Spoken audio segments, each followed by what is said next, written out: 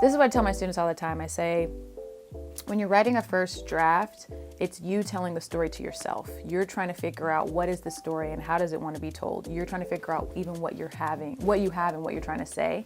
But each subsequent draft is, how can I tell this story to someone who lives outside of my head? As people who are the creators of the work, we kind of fill in the gaps. We think we're doing a thing that we might not be doing. And so that's when, once you get really solid with what you're trying to do, your own intentionality for the work, then it's necessary to go to someone that you trust and that can understand what you're going to do for the work, to be like, am I actually doing what I think I'm doing? Okay, no, how can I get closer to doing that thing, right? And I always say too, it's really important to just discover who are the people that can actually help you get somewhere. If someone doesn't understand where you're going, they can't help you get there, right? And so it's really important to find out, okay, who are the people who get what I'm trying to do?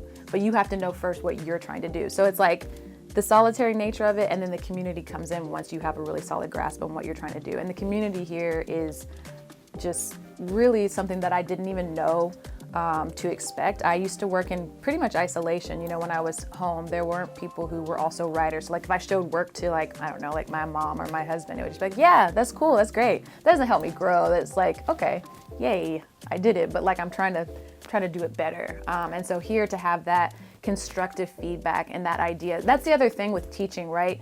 No one can really teach you how to find your voice. What we can do is teach you, here's how it's coming on the page. Oh, I can see where you're going. And based on how I perceive things or the things that I've, intaken throughout my journey, this is one way to look at it. But it's always important to understand that there are no rules. Anybody who's trying to tell you that there are rules, side eye, because they're conventions. There are things that have been done.